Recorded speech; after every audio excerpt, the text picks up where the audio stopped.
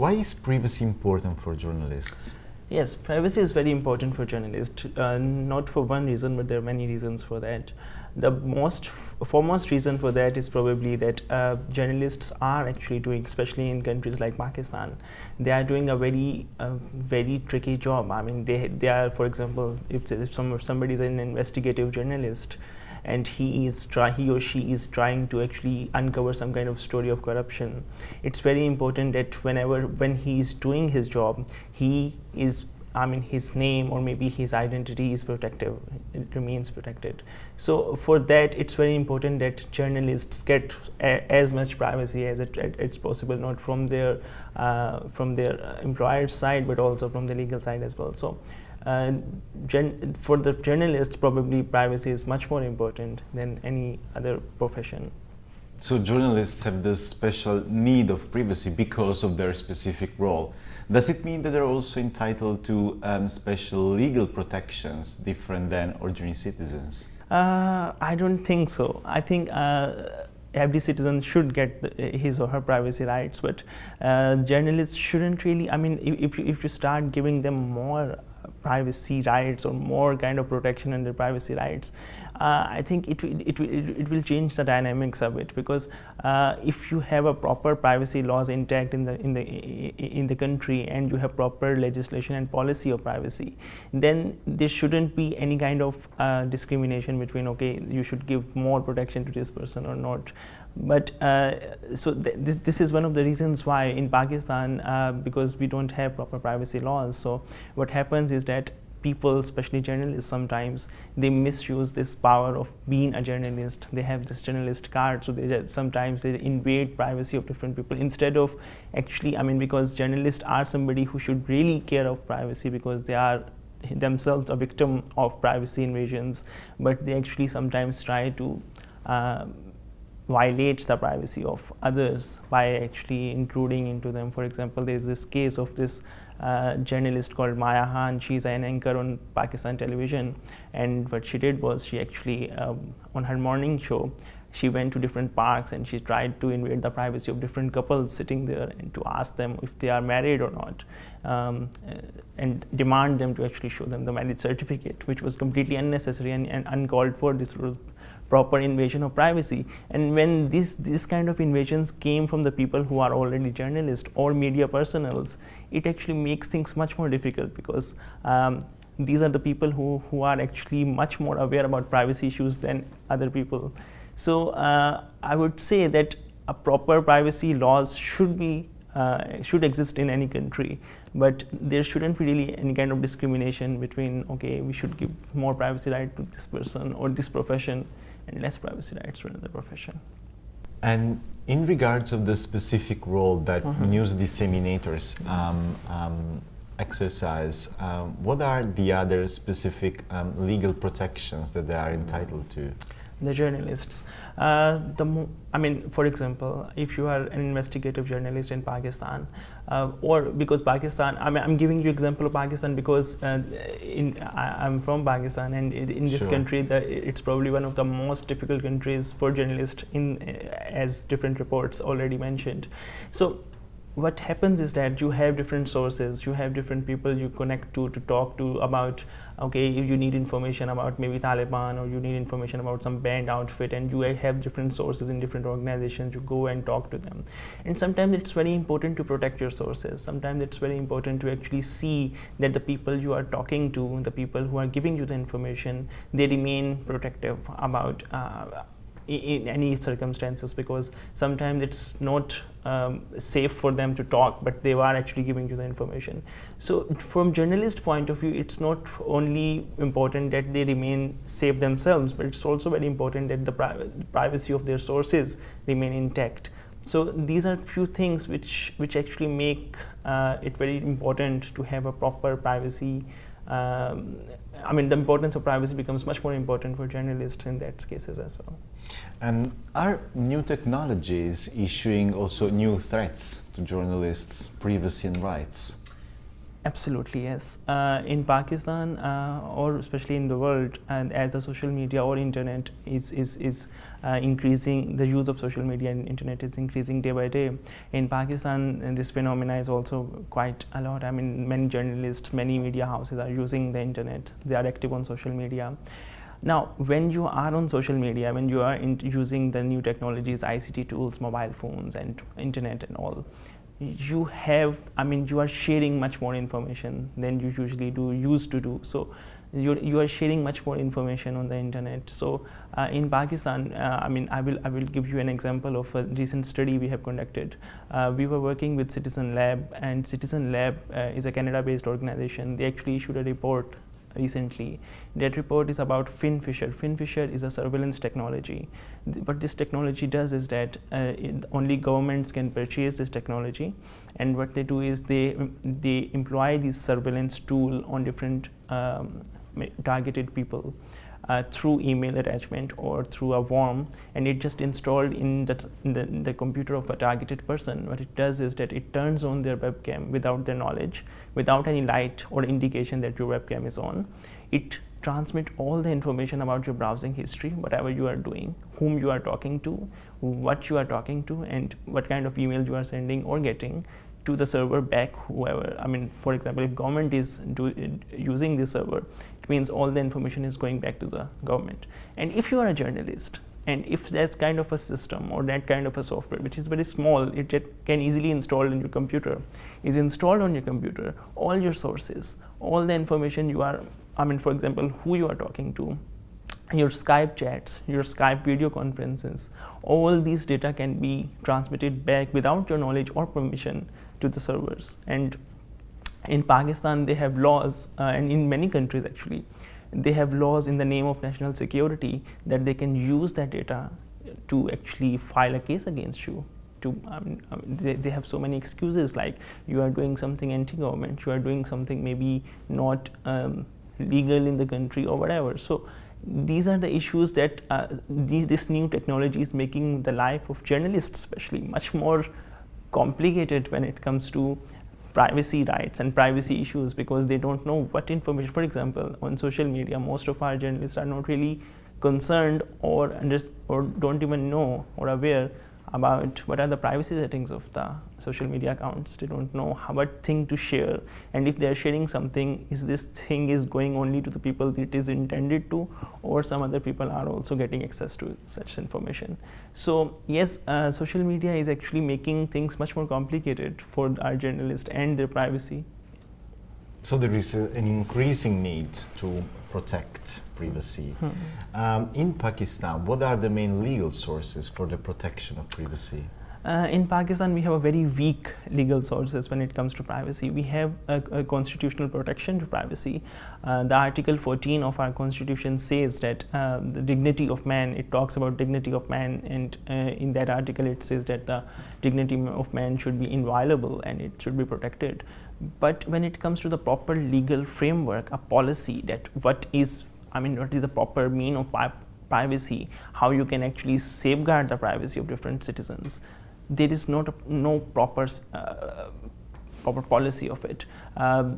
There are so many different loopholes in that policy. For example, this constitutional provision actually safeguard the privacy, but there are so many other constitutional provisions which actually should say that maybe if somebody is indulged in anti-state activities, or maybe activities or saying something which is anti-religion, or doing something which goes against the institutions of state, the police or the law enforcement agencies have the right to actually invade the privacy of that person, to go to his home, to check his laptop, to check his computers, to check, all these things which one person would like to keep private from anybody, but they can actually go and check these things. So the privacy laws, it's very important to have a proper definition of privacy in Pakistan.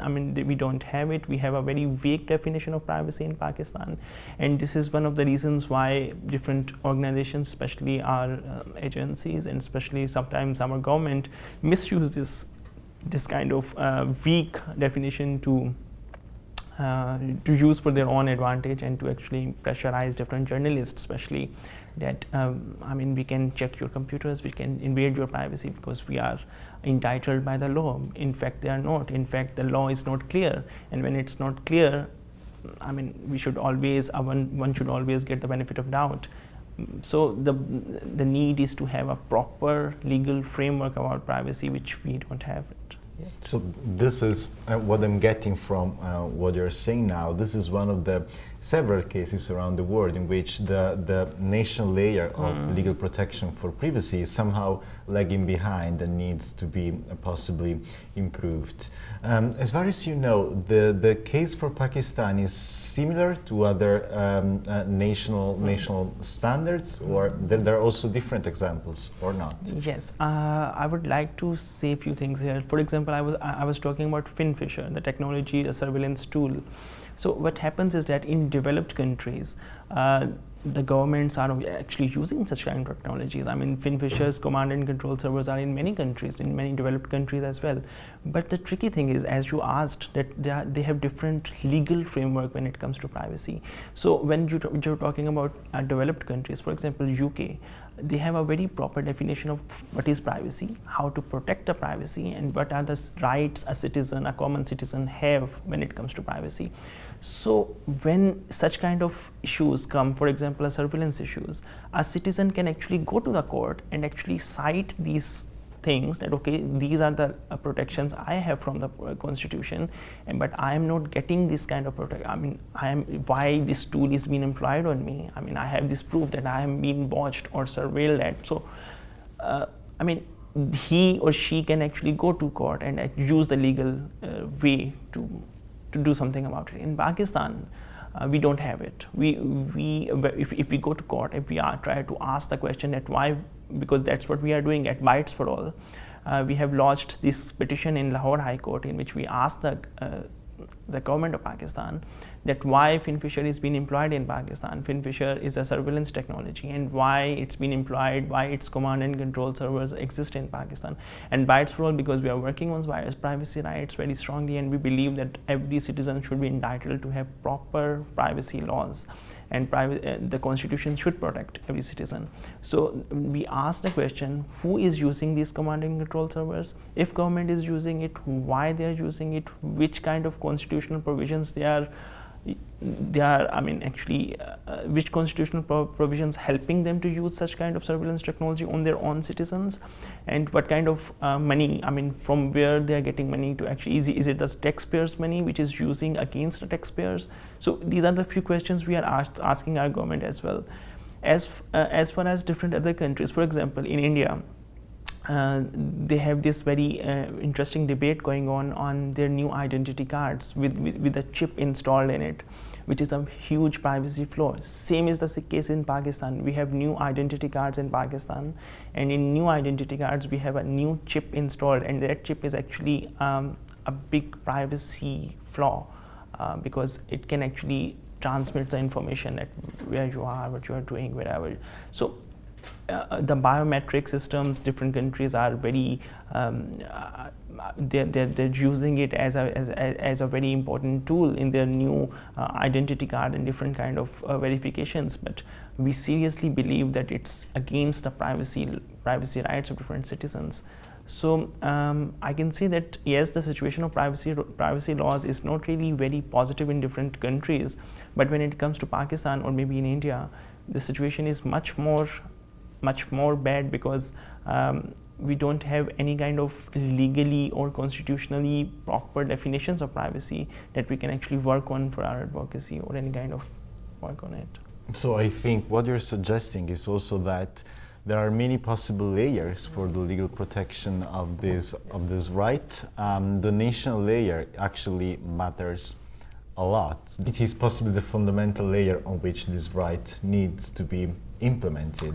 Yes. How about international standards? Do they also play a role in possibly enforcing this right? What is the role of international standards in the dynamics Very important role. Pakistan is signatory of nearly all the important, for example, United Nations Declaration of Human Rights in 1948 when Pakistan signed it, and that document actually very clear about privacy laws, and that says that every member state should protect the privacy laws of the citizens, and Pakistan is signatory. So when the state or the constitution or there are some kind of problems within the country which are resulting into not providing the basic privacy laws, it's a fundamental law and it's not been awarded to the citizens in Pakistan, then we can actually go to these international bodies. We can actually ask them that the country have signed the documents, why they are not being able to actually deliver what they have signed for.